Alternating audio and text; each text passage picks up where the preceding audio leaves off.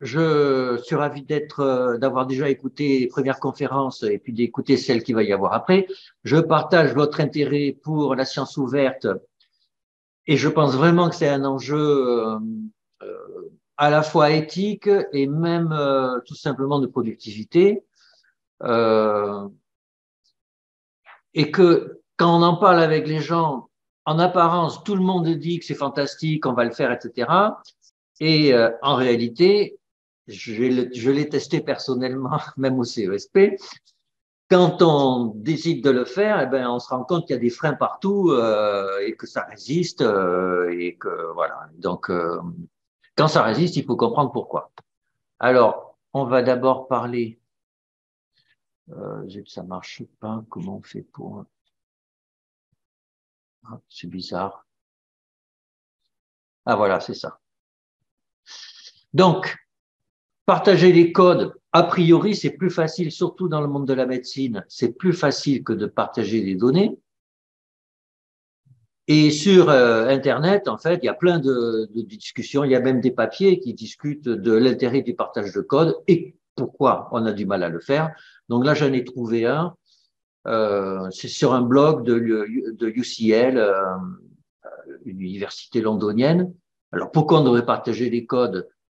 Ben, d'abord, ça permet de faire que quand on programme quelque chose, ben, si quelqu'un a programmé la même chose, ben, on utilise le même code et c'est quand même une évidence.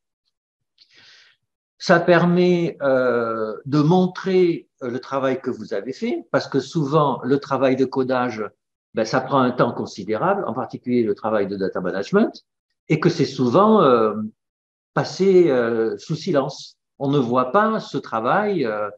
Et donc, de publier votre code, ben, vous pouvez dire, ben, vous renvoyez, regardez ce que j'ai fait. Donc, les gens vont voir, ah oui, il a bossé.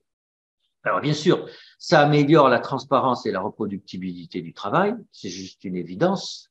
C'est transparent puisque c'est public et c'est reproductible puisque les gens peuvent le prendre et le faire tourner. Ça facilite la quantité du travail. Et ça, vous le savez aussi, ici, on a des cohortes dont certaines ont un recul considérable et que ben, les humains, eux, enfin les chercheurs et les ingénieurs et les techniciens, ben, ils peuvent changer de boutique. Et je ne sais pas si vous avez déjà essayé de récupérer ce qu'avait fait un collègue et même de reproduire des analyses qui ont déjà été faites 6 ans avant, c'est juste l'enfer. Hein. C'est juste l'enfer. Et donc, de bien publier le code, ben, ça permettrait de faciliter la continuité, d'améliorer votre réputation et de tisser des liens avec d'autres scientifiques, puisque les gens voient votre code et ils voient que vous savez programmer, que donc vous êtes quelqu'un de bien. Ça peut être intéressant pour l'enseignement et l'apprentissage, parce qu'effectivement, on prend des bouts de code de gens qui ont fait des beaux programmes et on peut le décortiquer avec des étudiants. Et puis, bien sûr, ça participe à la science ouverte. Donc, voilà, il y a en principe, il n'y a plus qu'à. Alors oui, mais alors les arguments souvent opposés à ça, ben ça prend du temps et de l'effort, c'est vrai. Faut être honnête. Quand on programme pour nous, on n'a pas forcément envie que les autres voient la façon dont on a un programme. Voilà. Alors, sauf les super pros qui savent très bien programmer, eux, ils sont fiers de montrer leur code, mais ça touche, je dirais, 20% de ceux qui codent, quoi. En tout cas, personnellement, j'aurais du mal à montrer mon code. Et d'ailleurs, comme j'ai écrit une librairie R, ben, le code est ouvert et les gens régulièrement me disent qu'elle est programmée comme un sagouin, quoi. Mais je m'en fiche, ça tourne, hein, et ça fait 20 ans que ça tourne, donc c'est pas un problème. Mais c'est mal programmé, voilà. Alors, et c'est vrai que quand on prend un code écrit un peu vite et qu'il faut le remettre en forme pour le présenter, il faut mettre les commentaires, etc. Ça prend du temps et de l'effort et il n'y a pas de rétribution directe à ça. Alors, un autre truc, c'est que ben, on a peur de ce que les gens vont dire de la façon dont on code. Et c'est relatif assez à la confiance qu'on a dans notre code. Alors, c'est vrai aussi, Mais d'un autre côté, quand on est dans le business de la science, on sait très bien qu'on publie des papiers, qu'on va se faire reviewer et que les reviewers, ils critiquent ce qu'on écrit. Hein. Et donc, faut accepter que la critique, y compris la critique injuste et désobligeante, fait partie du process scientifique. C'est comme ça, voilà, ça fait partie de. Et d'ailleurs, c'est ce qui fait que la science est forte, c'est que la science, contrairement à d'autres disciplines. Par exemple, les philosophes ont beaucoup plus de mal à se critiquer. On écrit un livre, il n'y a pas de reviewer. Hein. Kant, il écrit un livre, il publie, et puis c'est après qu'il est critiqué. Nous, pour publier, on est critiqué. Et, euh, et c'est comme ça, et c'est bien. Voilà. Même si c'est pas agréable, faut être honnête. Même avec le temps, c'est pas agréable. Parce que souvent, les critiques sont pas fondées.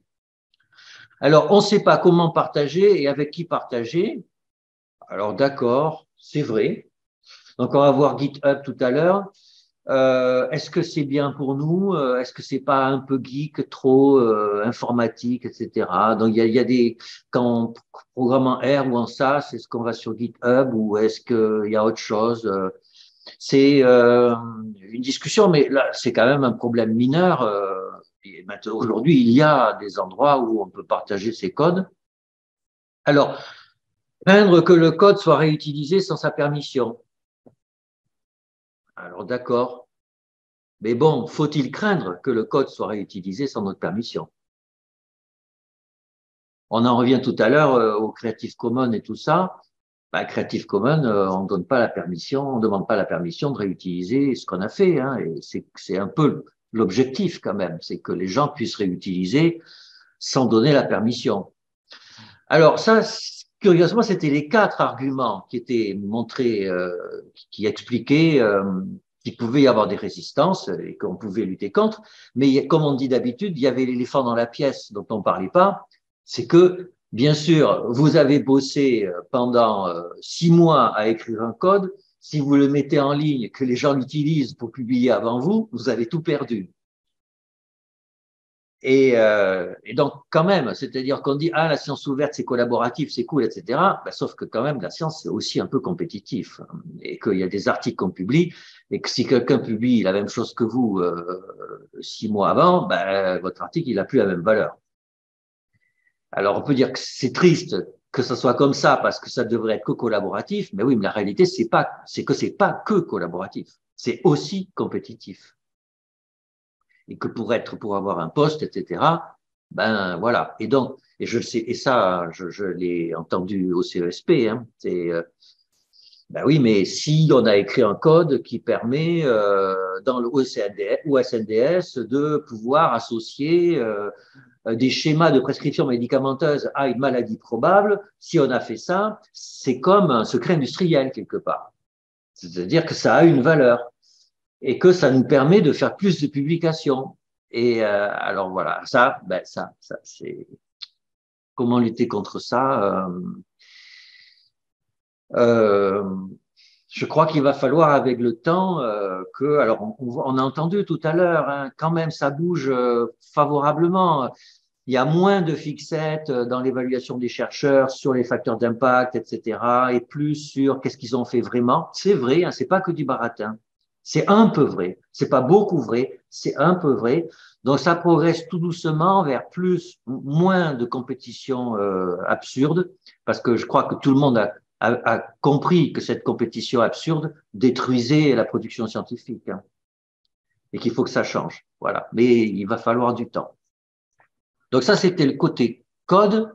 Alors maintenant, côté données, alors c'est quelque part encore plus compliqué parce qu'on est vraiment dans une injonction paradoxale qui est pire que celle qu'on a vue pour la science ouverte tout à l'heure avec les publications. C'est que d'un côté, il faut de la science ouverte.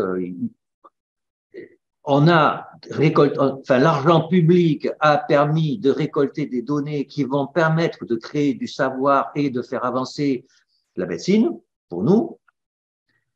Eh ben, nous sommes 600 au CESP, mais il y a des millions de personnes qui peuvent chercher sur la planète. Ces données devraient être disponibles à ces millions de personnes pour que eux aussi et elles aussi puissent contribuer à faire avancer les connaissances.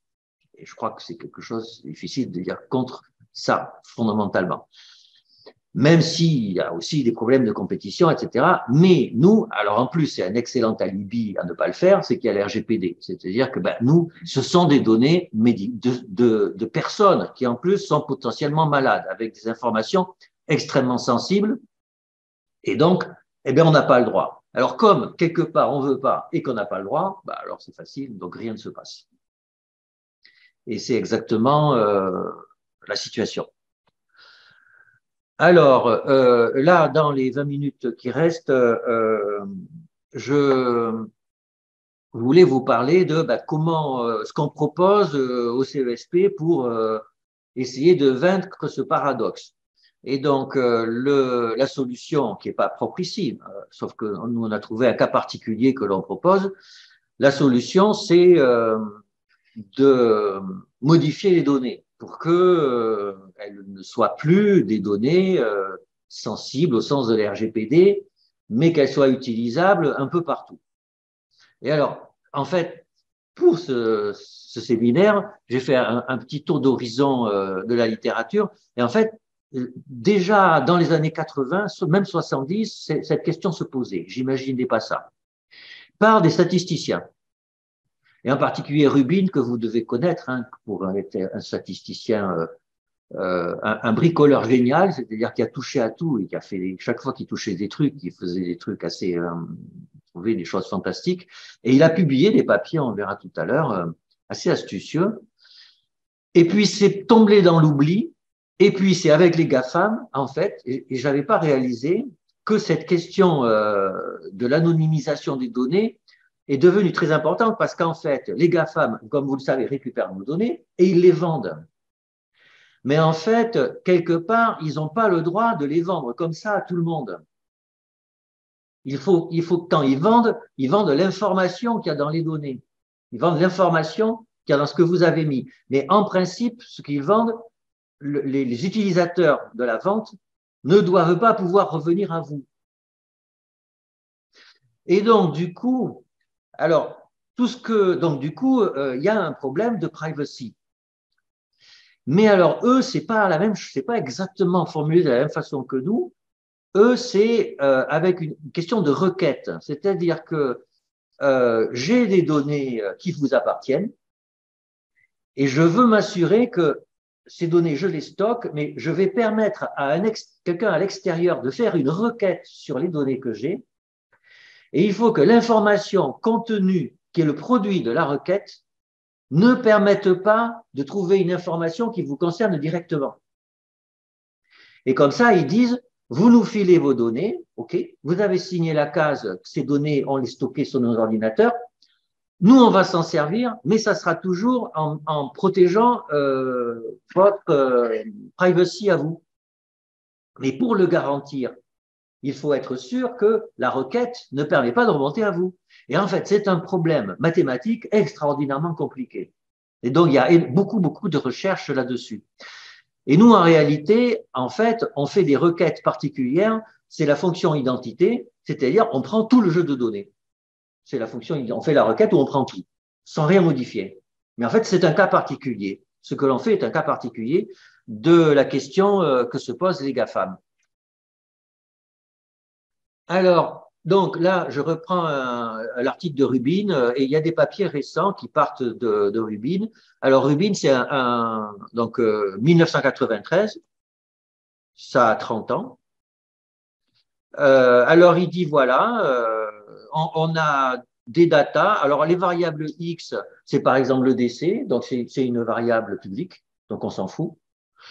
On a les variables inc, ce sont des variables qui ne sont pas sensibles, et les variables y, x, ce sont les variables sensibles, et les variables sensibles, on les vire.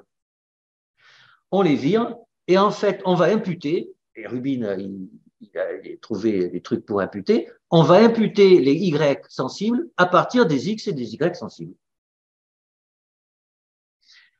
Alors, pourquoi pas, bien sûr, mais on sait bien aujourd'hui que le problème, c'est que c'est très difficile de définir a priori ce qu'est une donnée sensible et ce qu'est une donnée qui n'est pas sensible.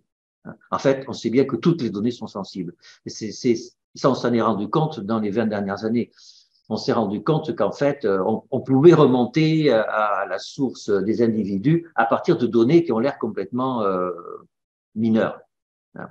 Et donc, c'est indirectement, oui, un papier de 2018 qui utilise encore l'approche de Rubin et qui compare les différentes méthodes d'imputation. Mais c'est pas complètement satisfaisant pour nous. Alors, c'était du bricolage de statut. Et donc là, on arrive avec les gens sérieux, c'est-à-dire les gens qui des GAFAM, quoi.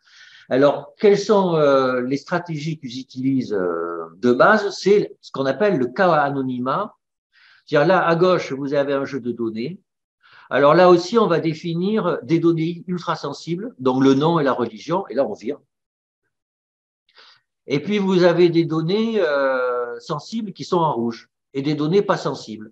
C'est-à-dire pas identifiantes du tout. Par exemple, la maladie, ben, même si savoir que quelqu'un a un cancer, c'est grave, mais savoir juste le cancer, en fait, ben, ça peut permet pas. Il y a tellement de gens qui ont des cancers que on peut pas remonter à l'individu. Mais encore une fois, de mon point de vue, on peut pas dire ça. Mais en tout cas, dans leur façon de définir le cas anonymat, c'est ça.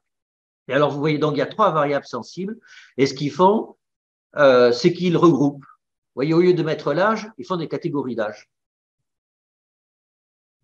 Et alors, à ce moment-là, ils s'arrangent comme ça à regrouper les variables de façon à ce que, alors le 3 anonymat, par exemple, c'est qu'il faut qu'il y ait au moins 3 sujets qui aient les mêmes combinaisons de caractéristiques sensibles.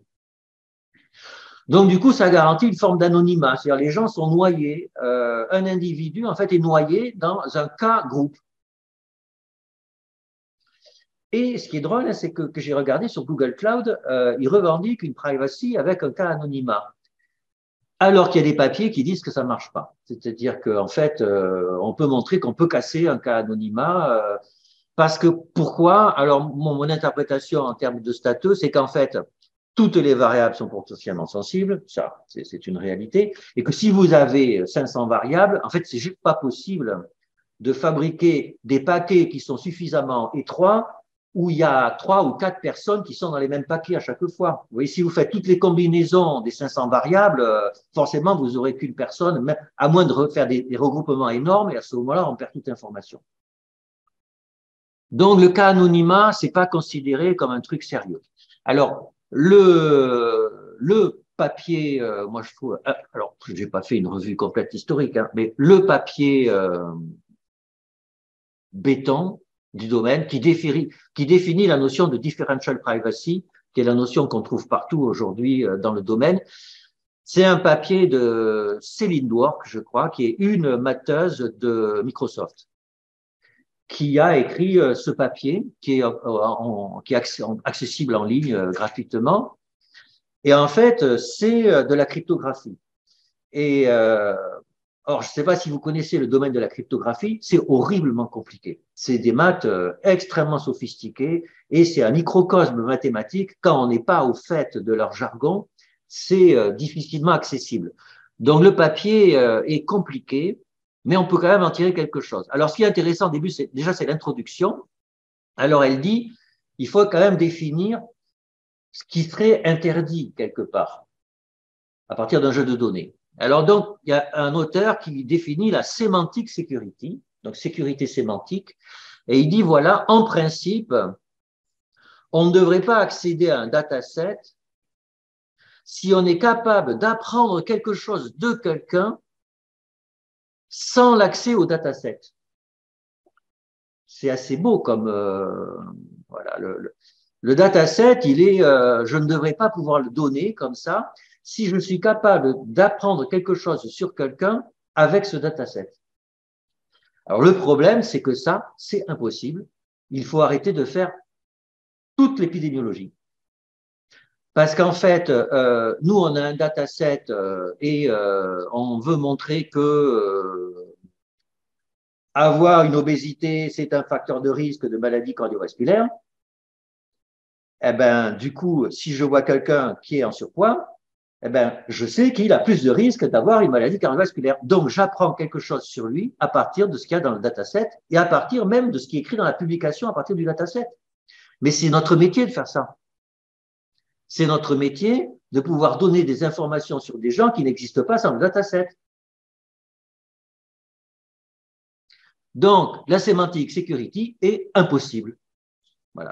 Alors, ce qui est intéressant, c'est qu'elle le démontre mathématiquement dans son papier. Il y a 3 pages de démonstration qui dit qu'en fait, sémantique security, c'est impossible. Donc, la science ouverte est impossible. Et même, on s'arrête de faire de l'épidémiologie. Donc, alors là, c'est là que, donc, elle dit, donc, on va contourner, on va jamais pouvoir faire ça, on va le contourner et on va faire quelque chose, alors qui est vraiment bizarre. Donc, plutôt que de faire une garantie absolue, on va faire une garantie relative. Et alors, on va dire qu'en fait, et c'est ça comme ça qu'elle définit la differential privacy, c'est que je donne mes données à Google. Un assureur fait une requête et en tire des conclusions sur toutes les données de Google. Et elle va dire, voilà, imaginons que si j'enlève juste mes données à moi de Google, ça ne change quasiment rien à la conclusion de l'assureur. Alors, du coup, mes données ne servent à rien. Donc, du coup, en fait, je peux les mettre dedans puisqu'elles ne changent quasiment pas à la conclusion. Donc, que mes données soient dedans ou pas, ça n'a pas d'impact. Donc, du coup, quelque part, mon information est négligeable. Donc, du coup, elle peut être donnée. Alors, moi, honnêtement, ça me dérange. Ça me dérange. Mais c'est comme ça qu'elle définit la differential privacy. C'est-à-dire, un jeu de données, alors le jeu de données, c'est une requête. Hein. Une requête peut être faite à la condition que chaque sujet qui est dedans a un impact minimal à un epsilon près sur le résultat de la requête, quelle que soit la requête. Ça, c'est vrai dès lors qu'il y a un trou. Alors, c'est vrai, mais encore faut-il savoir le epsilon, quoi. Encore faut-il savoir. Et puis, ça dépend de la requête. Et puis, parce qu'un sujet pourrait avoir des caractéristiques extraordinaires d'être un outlier et modifier complètement le sens du résultat. Et alors là, il y a donc voilà la définition formelle de ce que je viens de dire. La définition formelle, d'ailleurs, entre nous, il faut un certain temps pour se rendre compte que mathématiquement, ça veut bien dire ce qu'elle disait. Mais alors, le théorème qu'elle dit, il y a un théorème après, c'est que elle dit voilà comment obtenir une epsilon differential privacy. Il suffit d'ajouter à chaque variable un bruit qui correspond à une distribution de la place, et en fonction de l'écart type de cette distribution de la place, je peux garantir le epsilon. Voilà. Donc c'est un résultat mathématique extrêmement fort, c'est que, alors, on peut critiquer la notion de differential privacy, mais j'ai l'impression que dans leur optique à eux de privacy, ça fait sens. Alors que je viendrai pour la conclusion, pour nous, ça fait pas sens. Voilà, pour nous, pour nos données à nous, ça fait pas sens, mais pour les GAFAM, ça fait sens. Et alors, l'énorme avantage, c'est qu'il y a un théorème, c'est-à-dire qu'elle peut garantir avec son bruitage, elle peut garantir l'epsilon differential privacy. Et donc, ce truc-là, comme c'est quasiment une des seules techniques qui garantit quelque part une forme d'anonymat, ça a eu un succès énorme. Alors néanmoins, c'est critiqué parce que tout dépend du epsilon. Et il y a plein d'auteurs qui montrent que en pratique, si le jeu de données est plus ou moins important, eh ben en réalité, et pour avoir un epsilon suffisamment acceptable, il va falloir que le bruit qu'on met est énorme et du coup l'utilité du jeu de données chute. Donc la differential privacy est critiquée. Et en plus, de mon point de vue, pour nous, je suis pas sûr que ça fasse sens parce que c'est pas nous ça qui nous interroge. C'est que nous, on souhaiterait que proposer un jeu de données qui a été modifié, mais que l'on ne retrouve pas dans le jeu de données les sujets originaux. C'est un peu ça qu'on souhaiterait, que ce soit des sujets différents. Alors, Du coup, là je mets quels sont les objectifs. Donc, un, c'est de permettre les collaborations. Donc, il faut que le jeu de données, alors qu'il soit comment? Ben, qu'il soit quand même suffisamment proche du jeu de données initial, parce que sinon, il n'y a pas de collaboration. Qui respecte la privacy, c'est-à-dire le RGPD. Et, alors ça, c'est une contrainte que n'ont pas les GAFAM. Nous, on doit aussi respecter l'intégrité scientifique. Ça veut dire quoi? C'est que si on met nos jeux de données un peu modifiés dans le domaine public, vous savez très bien qu'on peut pourrir un jeu de données en analysant tout et n'importe quoi. On le pourrit, quoi. C'est que nous, normalement, quand on analyse un jeu de données, on a des hypothèses a priori, on est hypothético-déductif, on a des hypothèses, et en fonction de l'hypothèse, on va construire un modèle qui va permettre de répondre à l'hypothèse. Et vous savez que ben, si vous êtes une brute épaisse, vous explorez tout et vous dites a posteriori, ah ben c'était bonne hypothèse, et en fait, voilà ce que j'ai trouvé. En fait, c'était pas votre hypothèse. Vous avez fait juste de la pêche à la ligne. Et ça, c'est une catastrophe scientifique. Et donc, nous, on ne peut pas, OK, les collaborations, mais pas pour pourrir des jeux de données qui ont coûté énormément d'argent et qui ont demandé beaucoup d'efforts aux patients qu'on a inclus dans les études. Donc, du coup, notre façon de concevoir la science ouverte, c'est pas la même chose que les GAFAM. Et c'est pas la même chose. Vous voyez, par exemple, l'open science, au début, c'était fait pour les données de recensement américaines. C'est que le recensement américain, il voulait donner tout le recensement aux chercheurs en sciences sociales pour qu'ils puissent analyser les données de recensement. Et donc, les données étaient vraiment susceptibles d'être disponibles en libre accès. Alors que nous, ça n'est pas le cas. Nous, ce que l'on propose, c'est que le jeu de données fabriqué ait la même distribution conjointe des variables, mais que ça ne soit pas les données originales. Donc, le jeu de données a la même forme en termes de data, il a la même distribution conjointe, mais ce sont des sujets artificiels.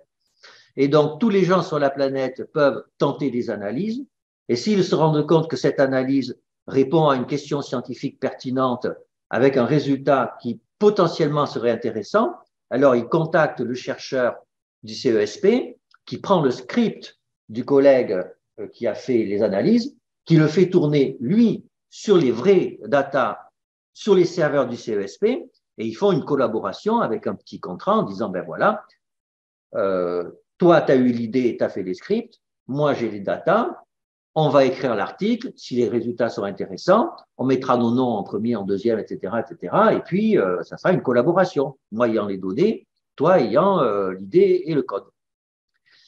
Et donc, du coup, ça fait un avantage, c'est qu'on n'a pas besoin que les données soient extrêmement proches du jeu de données initial. On a juste besoin que la distribution conjointe soit suffisamment proche pour que ça soit quand même un peu intelligible. Mais c'est surtout la forme du jeu de données qui doit être la même. Voilà. Alors, comment ça se passe?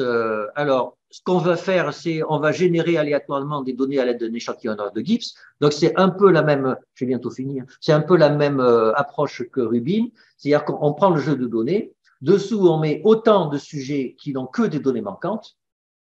On impute les données manquantes du nombre des sujets qui sont complètement en données manquantes. Et puis après, on vire les vraies données. Et donc, on a fabriqué des données complètement aléatoires.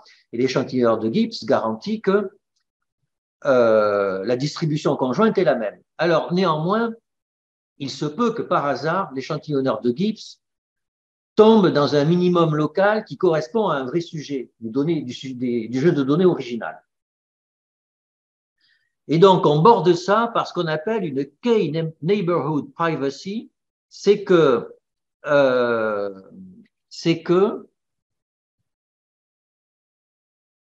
voilà, je définis une distance entre deux sujets. Alors la distance, je rentre pas, comme le temps passe, c'est une distance L1 sur des variables normalisées.